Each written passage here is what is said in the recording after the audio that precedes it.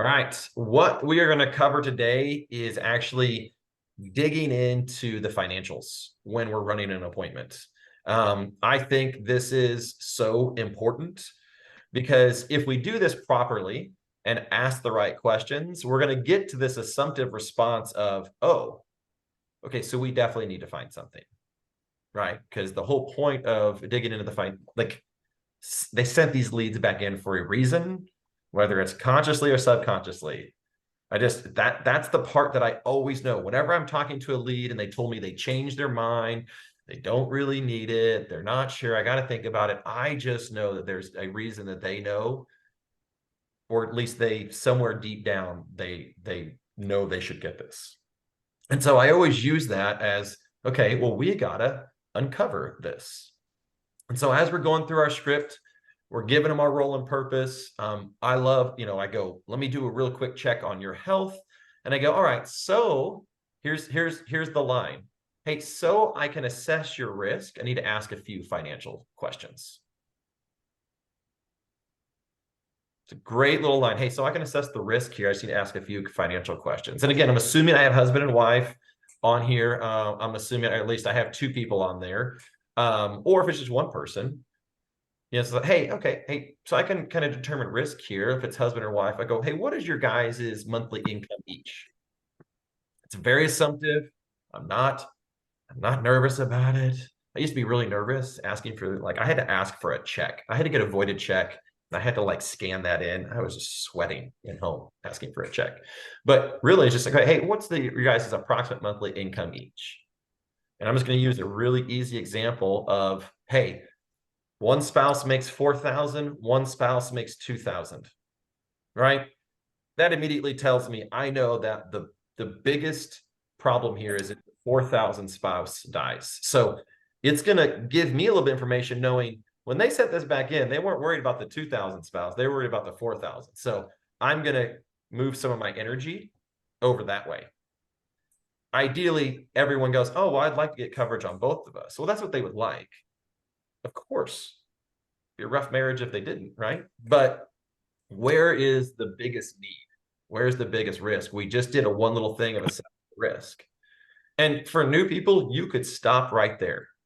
You could really just stop right there going, okay, so, and then I'm going to go into, okay, so hey, then kind of tell me, listen, everyone's looking at it now, right? We're mentally looking at 4,000 and 2,000. Okay, so tell me, where's kind of the biggest risk here? And I'm going to ask the 2,000 spouse.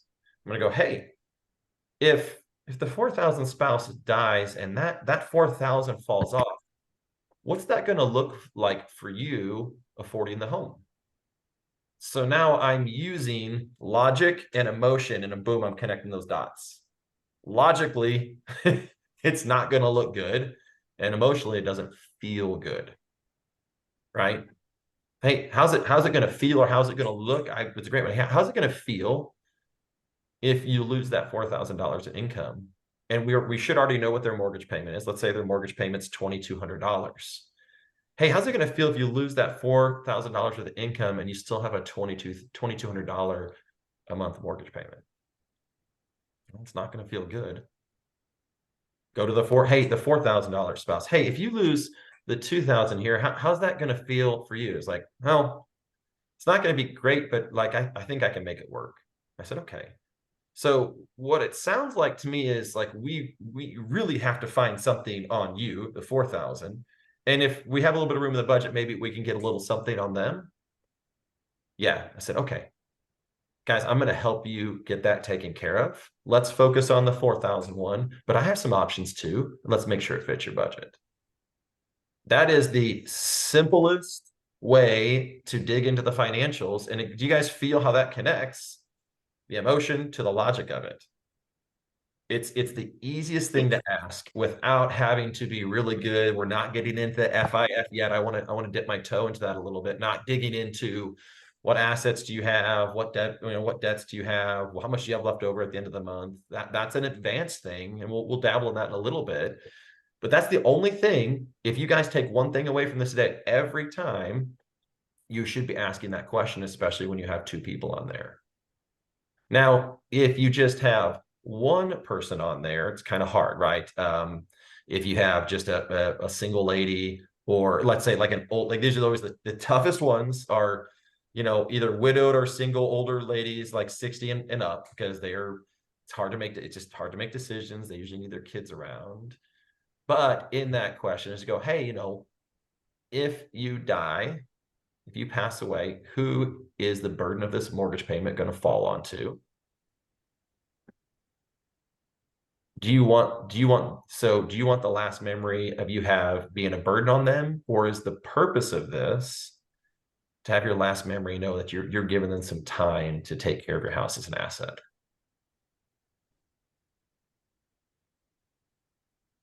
And then wait for a response. Keep it very simple and wait for a response. Can But you repeat that one more time? do you want your last memory to be a burden on them, with them having to cover that mortgage payment? Or is the purpose of this to have your last memory letting them know you took care of them, even when you're not here? Be a better way. And then just wait for response, and then go, yeah, no, that's exactly what I want. Okay, I can definitely help you out with that. Right. I really think that line is super important, because we are asking some hard questions. And I don't want to leave them out there hanging. I want to let them know I'm asking those because I do have a solution for you. And it is very caring. So just right there on that, the simplest of questions when it comes to income and seeing that gap. Sometimes it's like, hey, we both make $8,000 a piece. Awesome. Good for you. Like, maybe it's even more. And then I go, okay, so it seems like me, I see kind of the risk is pretty equal here on these. I go, what's your number one priority that we need to look at first? Right? If we get something, you go, hey, what's your number one priority? Because we're going in with our agenda. We want to know what they're thinking. And listen, wait for response, right? You're going to have one spouse looking at the other, and they're going to be not saying anything. And you just sit there and, if you're on a Zoom, you sit there and just smile and nod, just wait for it, but that's really the key, is going, hey, we want to know where their mindset is. Because I can't tell you how many times I've presented and I didn't get there, and I'm showing options to each. And then guess what? They're asking me a question. Well, do we both have to get coverage? Right? I don't want them to have to think about that. I want to go, hey, we're just going to focus on this one. This is all we got to focus on.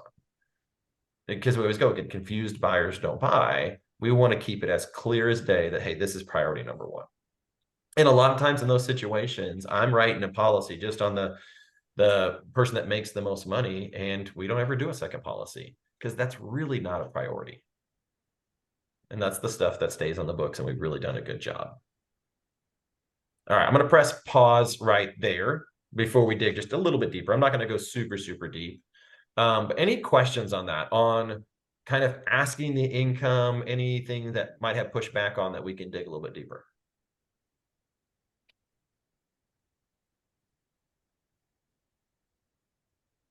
I'll go. All right, Britt, what do we got?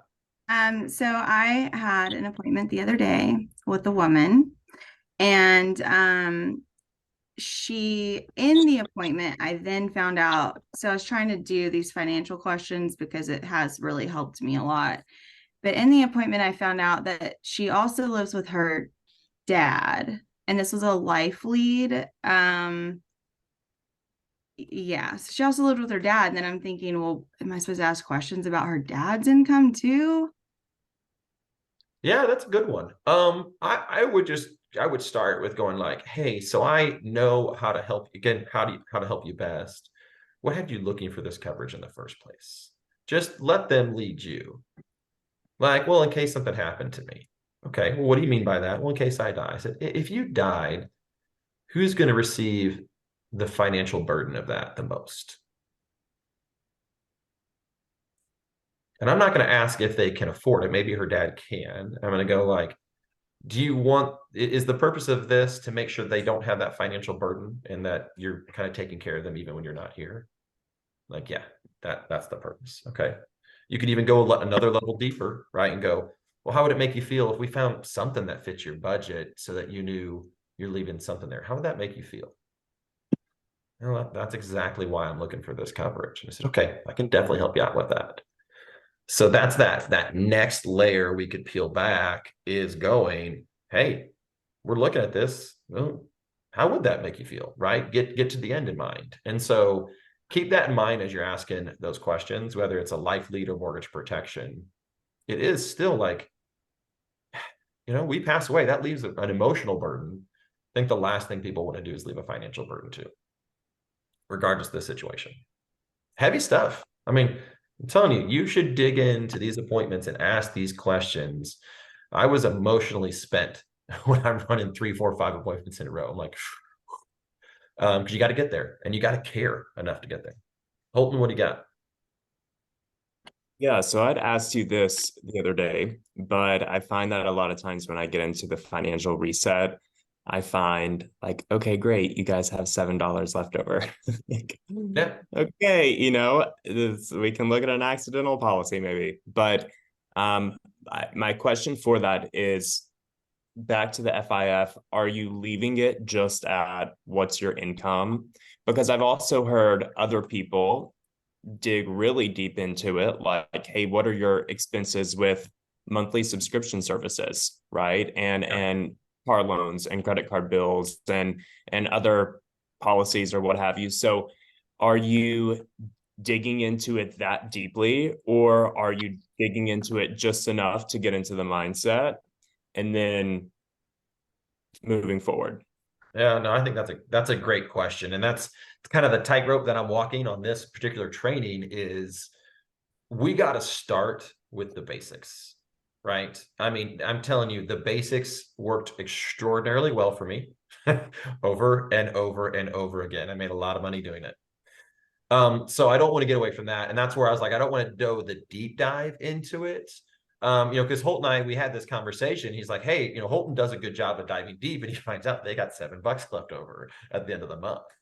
And really what I told him in that is I go, well, listen, everyone can find a place to trim back. It goes, hey, is it worth it to you if we could find something that's reasonable to trim back on some of the other spending to afford this because you really need it, right? That's their choice to make in that. But we'll dive just a little bit deeper, Holton, into the finances. We're not going to go full IF. So, Karen, did you raise your hand?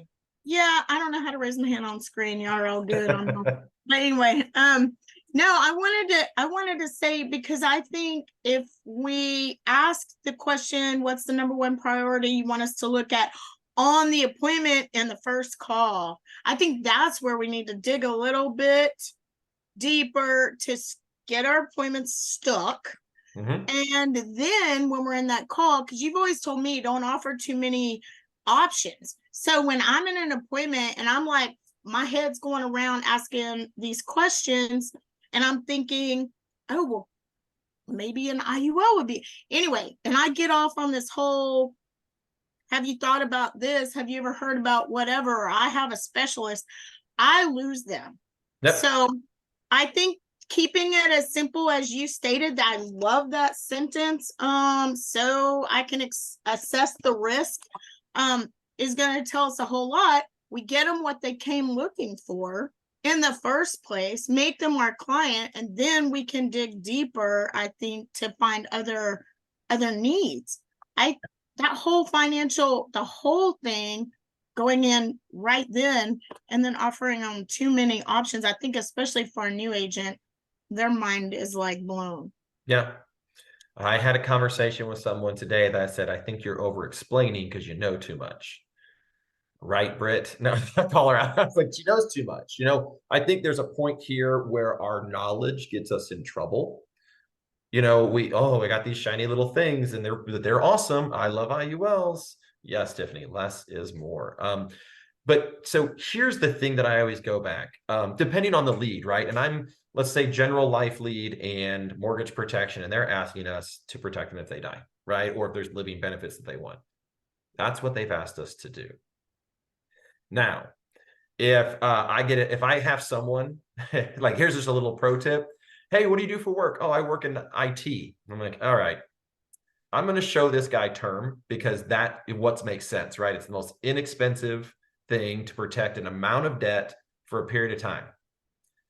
Well, this doesn't make sense to me. I'm going to live the 30 years. I don't get any of my money back. I'm going to pry a little bit more. And then my last arrow in the quiver is like, well, hey, what if I could show you something that would actually build wealth, still have these living benefits, and have the death benefit in it? He goes, now we're talking, right? But that's at the end. That's when they've told me, no, no, no. It's my last shot fired. It used to be when I learned about IULs and all this advanced market, I was just like, it was great. I remember Ben came up to me one time and he goes, man, you love IULs, don't you? And I said, yes, I do. And he goes, you really like selling them? I go, I do. And he goes, do you like protecting people? And I go, yes. He goes, do you like making money? I get, yes. He goes, well, you're not doing that because none of these things are going on the books. Nothing's getting underwritten. I mean, it was just, and it was, I've been there and done that. Go back to keeping it simple. And then even after, right, I think here's where some of the magic can happen. Get them protected, right? That's what they've asked us to do. Keep it easy, keep it simple. And then going, hey guys, I know we didn't really dig into a whole lot of your other financials, but I go, we have some pretty incredible retirement avenues and things that can build tax-free wealth. How secure do you feel about your retirement?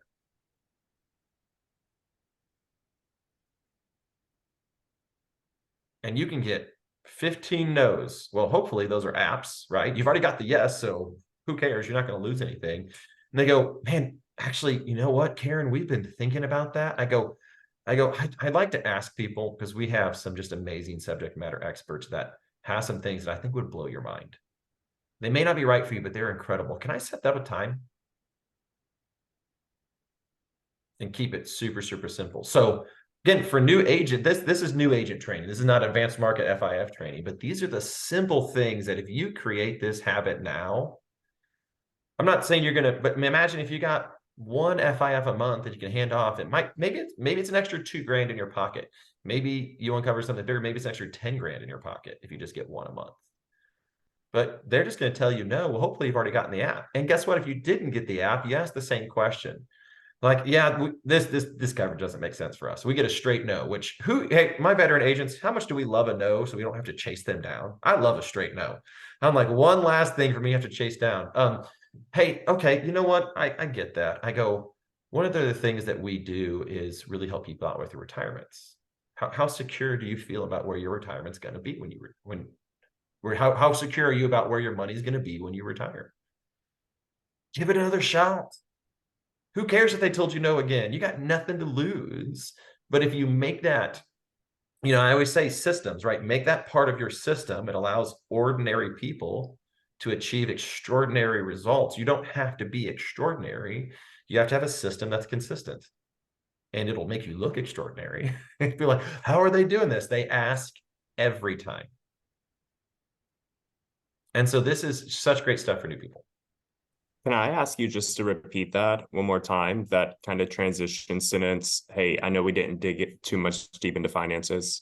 I recorded it. You can go back. No, I'm totally kidding. I was like, okay. No, totally sounds good. Yeah. So, hey, I know this. I know we didn't really dig too deep into your finances, but how do you feel about your retirement and how secure your money is going to be when you retire?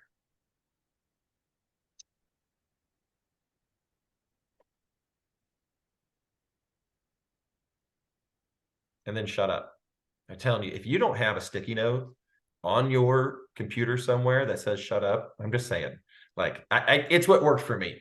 I really am. Like, I emphasize that. There you go, Patrick.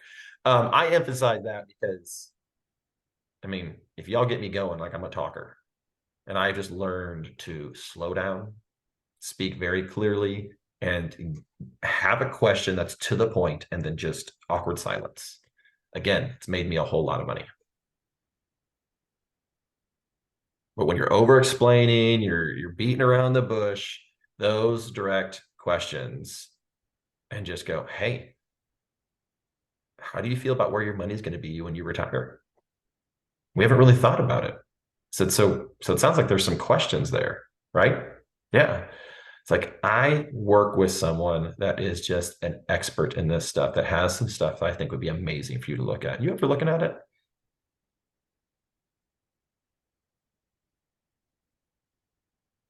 No, we're all set. I said, okay, Well, hey, if you ever run across that you have some uncertainty about your retirement, please give me a call. I really think we could help you. And then on to the next one. You gave it everything you had, left nothing on the table. And you don't need to be an FIF expert. These are simple, simple questions. Again, systems that are consistent will make you extraordinary. It's the dumb little things that'll make you a ton of money here. That's the part I love about it. That's why I love, it's not easy. I'm not saying doing these things is easy, but what I am telling you is it's simple. There's nothing complex about what we're talking about here. So if you do want to dig a little deeper, okay, I'm gonna peel back one more layer of this. Is, hey, what kind of, what's your guys' income, right? And no one's really pushed back on that. Once I tell them I'm doing this to assess risk, I got almost zero pushback on it. That was kind of the approach I had to do that was comfortable with the words coming out of my mouth, that it was just assumptive. Before, I don't remember how I asked it, but they're like, why do you need to know that? Oh, because I'm trying to assess risk. Oh, wait, maybe I should say that ahead of time. The other thing that you can do is going, okay, hey, income wise, where are we at? And then, okay, are there any assets I need to know about? Any 401ks, any other life insurance policies we might have missed, any IRAs, any other assets like that that I need to be made aware of? That way I'm not over-insuring you or under-insuring you. So that's the second layer that we can peel back. And then like, oh, I've got a 401k at my current job and I have an old one sitting there. Oh, okay. About how much is in that old one sitting there? Write that down for later. Don't get excited. Just write that down. We just put that in the later box. And at the end of the appointment going, hey, that old 401k that's sitting there, what are the plans with that? Hey, what if I could show you something that would secure that and give you some amazing benefits with it would cost you nothing? Hey, let me set you up, right? So that layer 2 is just going, hey, are there any assets, any 401ks, Roth IRAs, anything like that, so that I don't overinsure you or underinsure you? That's kind of a layer 2 question. And it's as simple as that. I mean, it is, but it like you just have to do it every time, and it has to sound comfortable.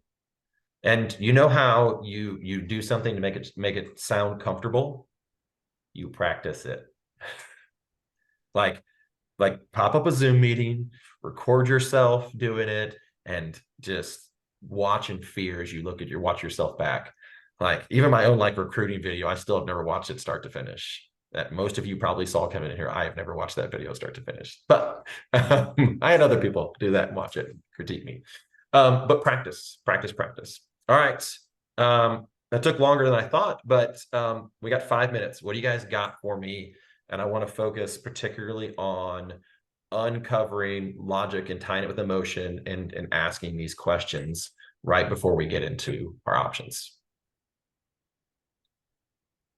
Yeah, Patrick. So what's your fix for if I didn't listen and I made things too complicated anyways? Is there any way to put that genie back in the bottle and save that once I realized I've done wrong? So let's say you're kind of you're getting in your presentation and you're realizing, oh, I have done way too much. Yes, there is. It's not easy. And it goes, hey, I feel like maybe we've gone down a rabbit trail. I go, let me just bring it back. I want to make sure I'm taking care of the initial thing that you came for.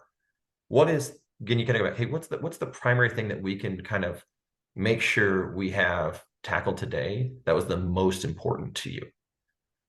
Been there. I have opened up Pandora's box of IULs and all that stuff, and it's just, I'm throwing all the smoke at them that I can think of, and they're so confused. I don't even know where I am anymore. And you just pull that e-brake, right? And just go, hey, I think we've kind of gotten a little crossed here. Let's go back to the beginning. Absolutely. That's a great question. Yeah, good one. Let's back it up. What was your main goal here? And then, hey, let's get that taken care of. And then, hey, we'll address this other stuff after we get that done. All right, what else we got?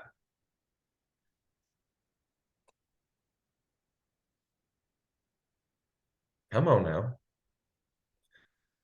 All right, then what is the one? I mean, there could be a couple things. What's the best thing that you heard today that you can immediately incorporate? I'm gonna give you guys layups here. What's the one thing that you got? Oof, I really like that. Or maybe there wasn't anything. Maybe you're already killing it. Karen, what do we got? So I can assess the risk. I want to ask a few financial questions. That one sentence, I needed that in my book so bad. That's excellent. Love it. Love it. Also, shut up. Yes. You will hear me say shut up every time I train you guys. I really wish you could hear my inner monologue when I asked a question. It's just shut up, shut up, shut up. Holton, what do we got? I really liked, I know we didn't dig too deep into your finances, but how well do you feel with your current retirement? I just think that that's a very clear, simple transition sentence that doesn't sound aggressive or salesy. I do want to ask kind of a question in regards to that, and this may be not a question that you want me to ask, but when it comes to kind of that after sale, when do you incorporate that as well as referrals without it being aggressive, right? You know, because you don't want it to be, who do you know that who do you know that it would be important to have a conversation with me? And then right after that, how do you feel about your retirement? Is that too?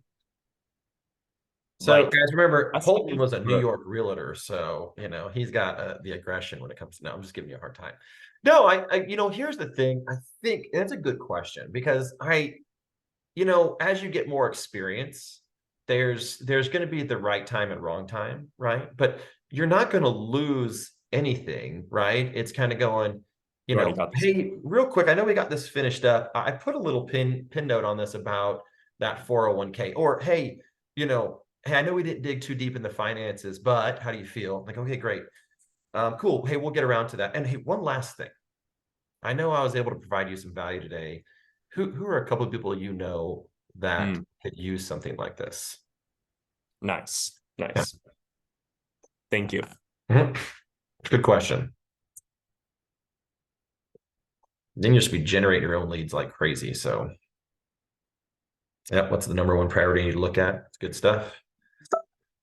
All right. I don't want to give you guys too much. I want to give you nuggets that you can immediately apply, right? I could do this all day, every day, nonstop, but these need to be short, simple, something you can apply right away. So I want to hear a little bit of this. Like, hopefully next week when we get on here, maybe I'll just start doing like, hey, what did you use from the week before that helped you make a sale or get a referral, or even get an annuity referral or something like that, or a retirement referral? So because I think that's the biggest thing is I want you guys to be able to take this and duplicate this down. These are little things that we need to be doing consistently.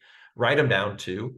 If you're just going to try to wing it in an appointment, it's going to be rough. But like these little things, like, what is it that you need to make sure, oh, I got to incorporate this here. And last little thing, take some time before an appointment to prepare yourself. Go through a quick, I mean, if it's 10 minutes, if it's 30 minutes, if you got to rock out or play some Zen music, I don't know, like whatever you got to do.